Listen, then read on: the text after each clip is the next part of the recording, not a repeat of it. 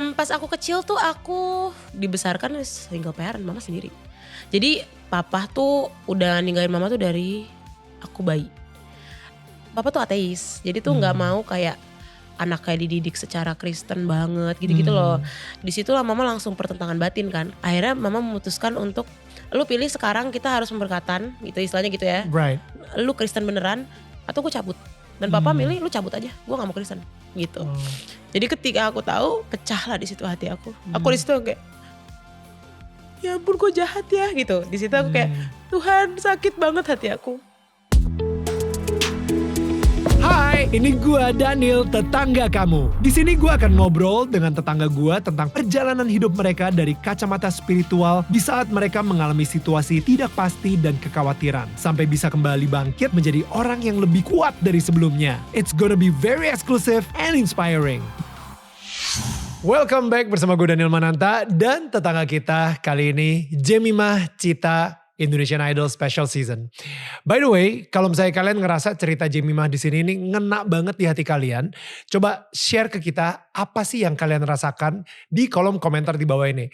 Atau mungkin ada quote yang ternyata keren banget dan kayak mewakilkan perasaan kamu. Well, please posting di IG dan jangan lupa untuk tag kita juga di @DanielManantaNetwork dan @DanielTetanggaKamu. Siapa tahu bisa kita repost. Alright, let's get back to Jemimah. Sebelum ini ya, gue penasaran nih karena kita tahu kalau misalnya kita punya hubungan sama Tuhan itu bukan transaksional. Ya, betul. Right, lu juga pasti percaya itu betul. juga. Tapi kenapa tadi itu kayak lu mendeskripsikan Tuhan tuh very transaksional? Sebenarnya gini, bukan soal transaksional, tapi kayak Tuhan itu dari dulu sama aku tuh udah grace and favor yang selalu Tuhan kasih ke aku, istilahnya gitulah. Tapi ketika aku dari awal, aku kan bilang sama Tuhan dari awal, Tuhan lembutkan hati mama, dan aku akan with you heart and soul di dalam situ. Itu istilahnya kayak aku udah akan invested semua yang aku punya dan aku bisa untuk menjadi alat, istilahnya gitulah. Untuk menjadi alat, untuk menjadi kendaraan bagi kerajaanmu. Tapi ketika aku di dalam situ tiba-tiba hatiku berubah dan kecenderungan aku dan keinginan aku itu berubah, disitulah momen dimana Tuhan kan selalu ngasih free will ya, selalu ngasih free will untuk kita gitu lah istilah gitu. Tapi disitulah dimana kita sebenarnya kayak, kita maunya jalan sendiri deh, capek deh. Kalau udah kayak gitu, Tuhan langsung kayak, lu gimana sih? Pelin-pelan deh. Kan tadi maksudnya kayak awalnya tuh udah perjanjian, istilahnya kayak perjanjian kita berdua nih udah gimana gitu loh. Dan aku selalu belajar kayak gini. Ketika kita tidak menyelesaikan suatu proses, karena kita mau Tuhan jadiin bejana yang luar biasa kuat dan luar biasa indah. Tuhan tuh gak akan ngeluarin produk yang fail. Maksudnya kayak gak akan kayak yaudah lu setengah jadi isi air bocor lah. Paham gak sih? Jadi waktu aku istilahnya baru akan jadi bejana yang sangat kokoh itu ketika misalkan aku keluar di 3 besar, setelah aku fulfilled semua yang Tuhan kerjakan, yang Tuhan porsikan untuk aku. Tapi emang ternyata aku keluar di 5. Aku ya belum menjadi bejana yang firm itu loh, belum kelar proses aku gitu loh. Nah itu loh maksud aku kenapa aku harus ada harga yang aku harus bayar. Berarti aku harus setelah aku keluar idol, yang mungkin setelah aku keluar idol aku justru gak harus ada proses apa-apa lagi. Aku masih harus berproses terus karena Tuhan harus nempa aku lagi. Karena belum kelar prosesnya. Untuk menjadikan aku seorang star yang mungkin Tuhan mau jadikan aku next day ya. Belum kelar prosesnya. Aku masih jadi bejana yang setengah jadi yang bisa kalau misalnya diisi air bolong, tumpah, hancur lah. Mana mau istilahnya Tuhan tuh kayak ngasih bukan ngasih dunia, istilahnya kayak mana mau Tuhan ngeluarin produk kecintaan dia gagal. Gitu loh. Jadi apa yang bentuk tempaan Tuhan untuk aku, itu menurut aku adalah bentuk cinta dia sama aku. Bukan sesuatu yang kayak lu sih. Enggak, bukan kayak gitu. Jadi bukan kayak transaksional gitu, bukan. Tapi justru itu adalah bentuk gimana dia tuh cinta sama aku dan dia kayak gue mau lu dapet yang terbaik. Gue mau lu terima yang terbaik dan lu siap untuk menerima yang terbaik. Wait, akhirnya lu cum laude? Akhirnya aku cum laude. Tapi itu juga berdoa itu mah udah Tuhan juga. Gue cuman kepikiran aja gitu ya. Kayak tadi ketika ini sebuah contoh kecil banget sih sebenarnya yang lu ceritain. Tapi gue nggak tahu hidup lu sendiri tuh dari kecil sampai besar tuh seperti apa. Tapi kalau misalnya tadi cuman contoh kecil aja, ketika nyokap lu bilang lu boleh ikut Indonesian Idol tapi harus cum laude ya kan? Itu kayak lu boleh ikut Indonesian Idol tapi ada harga yang harus lu bayar. So same thing Oh. kayak gue ngerasa lu nge-treat nyokap lu nge-treat Tuhan Seperti mama. seperti mama. Jadi misalnya, oh lu mau keluar di Spekta 5, boleh tapi ada harga yang harus lu bayar. Which I don't know, you know like gue Seperti agak udah mindset yang dari kecil aku dapat gitu ya? right. Ada sebuah oke. struggle ketika gue denger ini. So I'm just wondering sebelum lu jawab pertanyaan itu ya, what is your childhood like? Ya setelah aku rewind juga, oke. Ini bagus nih. Aku jadi kepo nih jawaban-jawabannya. Pas aku kecil tuh aku dibesarkan single parent, mama sendiri. Jadi papa tuh udah ninggalin mama tuh dari aku bayi. Itu pun karena seru banget nih kalau ceritain ini banyak banget hal-hal spiritual yang aku jarang ceritain di mana-mana. Please. Jadi mama nih orangnya tuh apa ya, mungkin bisa dibilang masa kecilnya tuh keren banget, kayak kaya banget. Almarhum opung doli aku tuh yang buat rumah sakit pertama kali di Pematang Siantar istilah gitulah. Jadi Wow. bener-bener orang yang keren banget. Ya. And then mama cabut dari rumah ketika dia I guess mau kuliah. Karena dia ngerasa rumahnya setelah ayahnya udah meninggal dan setelah mungkin dia merasa rumah udah tidak rumah lagi bagi dia cabut, dia ngerantau sendiri, dia mulai ya bisa dibilang bukan liar ya, cuman ya Tuhan banyak berproses lah sama dia waktu itu. Right. Sampai akhirnya mama ketemu papa, mereka bareng, mereka pindah ke US. Singkat cerita udah married tapi dalam catatan sipil gitu kan. Ini papa emang orang US ya? Ya, Dia WNA. African American Ya. di New York. Di New York, papa Alright. di New York. Singkat cerita mama gak kerja kan selama di sana, papa doang yang kerja. Yalah gimana ya. Terus habis itu papa 2 tahun tiba-tiba ada aku. Nah papa tuh udah bilang dari awal tuh pokoknya gak mau, papa tuh ateis. Jadi tuh gak mau kayak anak kayak dididik secara Kristen banget gitu-gitu loh.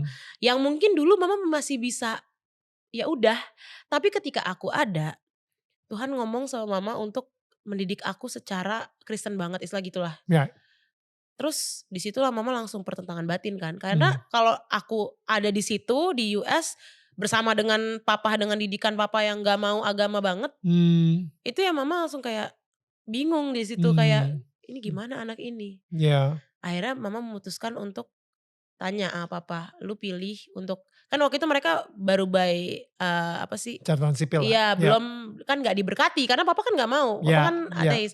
Lu pilih sekarang kita harus memberkatan gitu istilahnya gitu ya. Right. Wah terus dia kayak ya aneh dong gini. Lah orang udah sah dari kapan tahu kok cuma pemberkatannya doang istilah gitu kan. Right. Pemberkatannya doang. Diberkati di gereja doain lu Kristen beneran atau gue cabut. Dan papa milih lu cabut aja gue gak mau Kristen. Wow. Akhirnya mama cabut ke Indonesia besarin aku sendiri. Oh my goodness. Jadi bener-bener dari situ dari nol banget dari minus malah ya mama karena mama gak kerja udah berapa tahun itu berarti kan. Yeah. Besarin aku sendiri, dia kerja, nyari kerja sendiri, kita ngontrak, warawiri. Dan mama ngedidik aku tuh keras banget. Jadi kerasnya tuh yang kayak sekeras itu. Yang notabene kalau Alkitab bilang didiklah anakmu dengan rotan itu mama gak main-main. Definisi. Paham gak sih dibaca begitu udah itu gamblang aja maksudnya bukan gitu padahal. Mama juga mengakui ketika dia sekarang udah evolve ya mau ngakui mau dulu salah ngebaca itu tapi kayak kenapa telat ya, kenapa gue udah kena rotan dulu gitu kan. Capeknya gitu kan. Itu di Amsal ya. Iya di Amsal. Kayak, aku berkayak kenapa ya lucu banget gitu kan.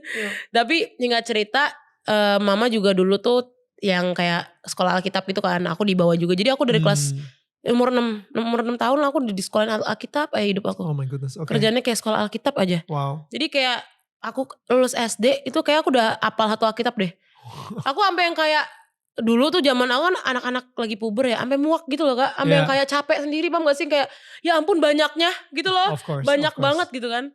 Tapi aku nggak pernah melihat itu sebagai suatu lucunya aku nggak pernah melihat itu sebagai suatu pressure sih. Maksudnya di tengah-tengah aku yang lagi puber pun mungkin sekali dua kali aku pernah mikir gitu, tapi aku juga sangat seneng, sangat yang kayak ih nyaman banget ya kenal Tuhan segininya gitu loh. Karena Right. ketika orang-orang semua jungkir balik, koprol, Yeah. pingsan-pingsan, aku masih senang-senang aja walaupun Yeah. aku gak punya. Mereka nanya, lu kok gak kehilangan figur ayah sih?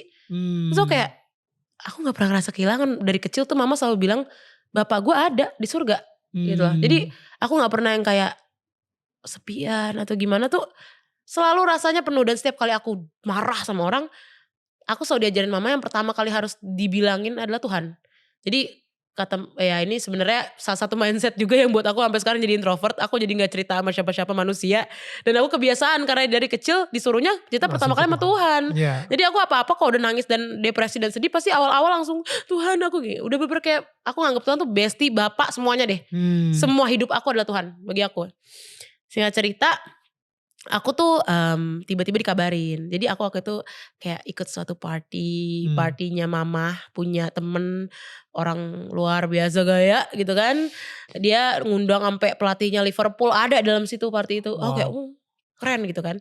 Karena aku waktu itu kan miskin banget hitungannya, jadi kayak ngeliat itu kayak wah. Tapi aku awalnya gak mau ikut karena aku ngerasa kayak I don't have beautiful clothes, aku gak punya dress, aku gak punya. Tapi oke udahlah ikut aja lah, ngikut mama aja. Ngikut datang tiba-tiba ada satu nih bapak bule, kulit putih. Dia liat aku, nyamperin aku tiba-tiba, ih muka lu mirip banget sama temen gue. Tapi temen gue udah pass away 2 days ago. Kata dia gitu. Nah di situ mama yang kayak, oh ya what's your friend's name? Terus kata dia, Raul. Raul tuh nama grandpa aku, bukan nama papa aku Andre Raul Cita. Nama grandpa aku Raul Cita doang. Lucu ya ditambahin Andre doang kan. Tapi di situ aku langsung kayak I know that name. Tapi kayak Raul siapa nih? Kan Raul juga banyak lah nama Raul. Terus mama kayak sedikit memundurkan aku, kayak mundurin aku. Terus kayak do you have his full name? Kata mama gitu. Terus dia bilang, wah kita selalu manggilnya pakai middle name gitu kan. Kita gak, coba deh ntar gue coba confirm ya gitu kan. And then the next 2 days mama tiba-tiba ke kamar aku ngetok. Nak, will you be sad kalau mama bilang your dad passed away? Gitu kan. Terus aku kayak, oh gitu doang. Karena aku gak pernah ngerasa kalau gak ada papa kan waktu itu. Jadi aku kayak biasa aja. Cuma kayak, oh bener yang kemarin, yang 4 hari yang lalu berarti ya. 4 hari lalu meninggal adalah papa. Iya bener. Oke. What happened? Nah udah tuh. Itu seru banget. Udah kayak gitu. Aku menjalani hari-hariku seperti biasa. SMP kelas 3. Tiba-tiba aku dikontak Mama dikontak di Facebook. With seseorang bernama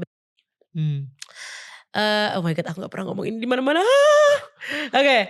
And then ini ngomong, ayo yuk kita ketemuin anak-anak kita. Oke, apa nih? Oh turns out mama tuh udah tahu kalau ternyata papa itu punya istri lain di Indonesia. Bukan istri lain ya, maksudnya istri lagi gitu kan. Oh itu kan udah divorce dulu mama kan, basically udahlah. Tapi punya istri lagi di Indonesia. Karena yang mama tahu cuman aku tuh punya half sister di US. Jadi sebelum mama ada emang di US. Tapi udah selangnya 10 tahun lah. Jadi aku punya half sister dia di US sih sekarang ya. Semuanya bapaknya emaknya semuanya Black American gitu. Jadi cuma itu yang mama tahu. Terus ada lagi setelah aku. Nah and then kita ketemu di Bekasi. Dekat banget sama gereja aku. Beber kayak cuma berapa. Jadi aku kaget. Aku rumah di Cinere. Aku gereja sampai harus ke Bekasi tiap minggu. Aku sampai mikir Tuhan kenapa ya. Ternyata itu rumah deket. Deket banget sama gereja. Aku kayak kok bisa ya gitu kan. Ketemu, aku masih biasa aja. Aku punya 3 beautiful siblings gitu kan. Oh ini another setelah nama yang pertama itu yang di US namanya Renee. And I have 3 more di bawah aku. Yang di Bekasi. Ya yang di Bekasi. And then I was like, oh okay, fun to have siblings. Karena kan aku anak tunggal. And then aku kayak, ayo kita ke makam papa yuk. Aku langsung kayak, sejak kapan dia di Indonesia? Kaget dong aku. Aku kira dia meninggal di US soalnya. Terus aku tuk ke Pondok Rangon lah kita. Ke Pondok Rangon. Aku berdiri di atas tanah itu. Di situ aku meledak. Wah kalau aku inget sedihnya masih inget.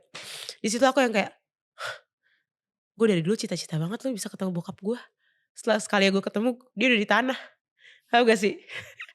Di situ aku baru sadar kalau sebenarnya ada banyak luka di dalam aku yang aku nggak sadarin. Singkat cerita udah kelar dari Pondok Rangon, kita makan, balik ke rumah itu. Sebelum aku pergi dari rumah itu, dia ngomong gini sama aku, Jemimah Mama minta maaf ya. Namanya dia manggil aku mama. Manggil dirinya mama. Hmm. Mama minta maaf ya.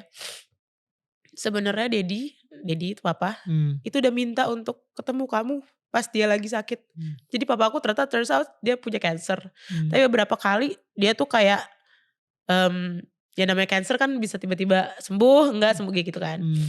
Jadi beberapa kali udah minta ditemuin tapi ini Gak ngasih, dia nggak ngelarang. ngasih. Hmm. Dia bilang takutnya anak-anaknya nggak siap untuk mengetahui bahwa mereka punya siblings lain di Indonesia gitu. Jadi ketika aku tahu, pecahlah di situ hati aku. Aku di situ kayak, ya ampun kok jahat ya gitu. Di situ aku kayak, Tuhan sakit banget hati aku. Sakit banget dan aku kayak, kenapa ya Tuhan aku harus tahu semua tuh kayak gini. Yeah. Karena aku udah punya cita-cita tuh gede banget. Aku bahkan cita-cita aku mau kuliah di US. Walaupun aku waktu itu gak punya uang. Aku semua cita-cita aku gede banget. Tapi kenapa ya Tuhan, aku harus tahu semua kayak gini. Singkat cerita, akhirnya mama pulang. Aku diajak pulang sama mama. Mama coba mendamaikan hati aku tapi aku gak bisa. Of course. Aku pahit banget dan aku nelfon waktu itu. Aku bilang, Tante pokoknya harus tahu Tante jahat. Wow. Tante bener-bener gak mikirin aku ngomong semuanya. Yeah. And then pulang dari situ aku pahit sama Tuhan. 1 minggu. Aku gak, apa ya, aku biasanya udah gak nangis tau ceritain ini. Tapi hari ini aku nangis lagi gak tau kenapa. Aku kayak inget lagi aja gitu. Maaf banget loh, ya ampun. Maaf banget, aku harus bisa ngambil sendiri. Terus habis itu aku bener-bener kayak pahit banget. 1 minggu, aku bilang lama-lama aku gak bisa sih Tuhan, pahit terus aku bilang. Aku gak berkembang dan aku gak jalan kemana-mana karena kepahitan ini. Singkat cerita, Tuhan sembuhin aku pelan-pelan. Dan Tuhan ngajarin aku cara aku untuk bisa maafin. Tuhan bilang setiap hari, kamu bilang, imanin aja. Walaupun sulit, tapi kamu ngomong, ucapin aja dulu, bilang, Tuhan, Jamie mengampuni. Bilang kayak gitu setiap hari. Aku ucapin setiap pagi sama malam. Gak enak banget rasanya ngomongnya, karena kayak Gak aku ikhlas. di momen itu, karena aku masih SMP ya. Yeah. Di momen itu aku ngerasa dia gak pantas dapat pengampunan. Yeah. Ya kan? Terus kayak udah merenggut masa kecil seorang anak. Yeah. Singkat cerita, setahun lebih mungkin. Mama sebut nama itu, dan aku baru bisa gak sakit.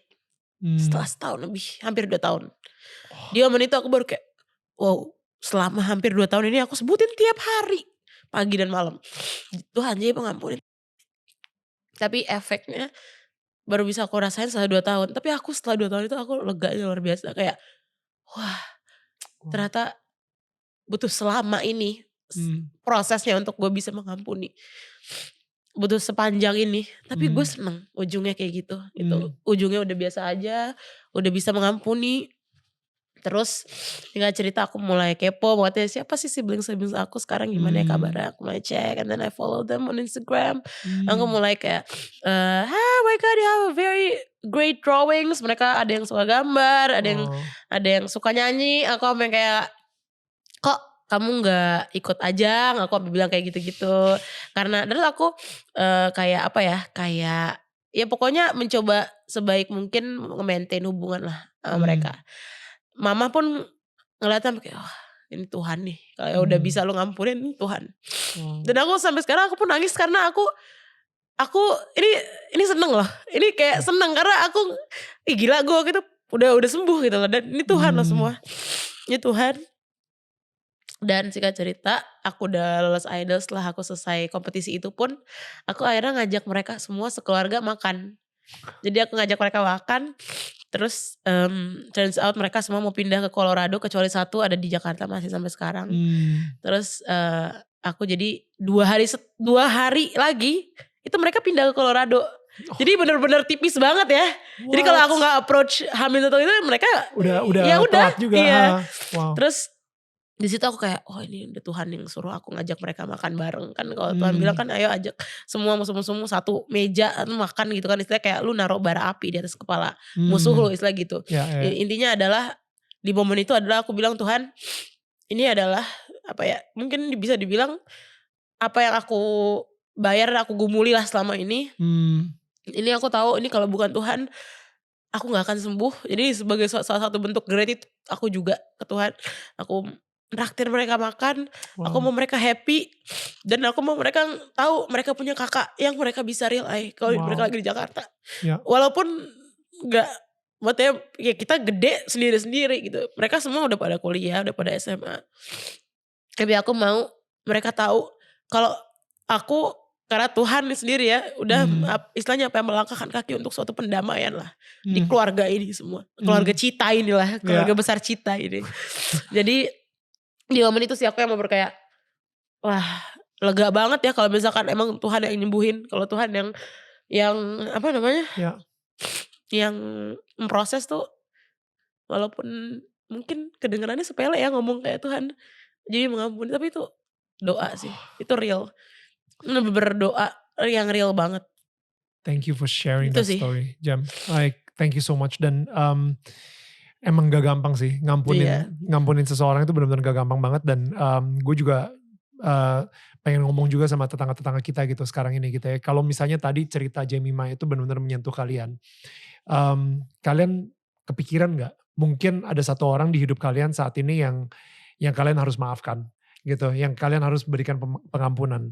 Karena ya mungkin bukan kebetulan juga lu nonton video ini dan akhirnya lu sendiri juga mikir kayak, wow, gue kepikiran satu nama. Dan mungkin ini adalah saatnya buat kalian sendiri juga melepaskan pengampunan satu demi satu. Sehari kayak tadi Jemimah bilang, walaupun hatinya belum ikhlas, walaupun hatinya itu masih belum bisa, tapi dia doa sama Tuhan, kasih pengampunan, saya maafkan dia siang dan malam gitu. Kalau misalnya Jemimah sendiri sampai hampir 2 tahun, itu gokil sih Jam. Setiap hari disebutin.